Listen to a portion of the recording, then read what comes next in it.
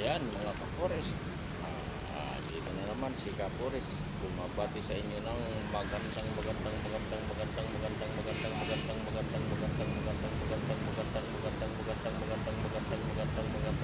umaga po sa ating lahat mga ka-forest. July 11, Friday. Maraming mga excited ngayon na araw Friday. Guys, di na naman bukas. Maraming masaya na naman. Nice.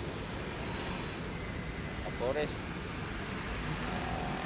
Ingat tayo palagi sa ating paglalakbay araw-araw. Ngayong medyo maaraw ang panahon. July 11. So maganda ang ating biyahe. Followers lang naman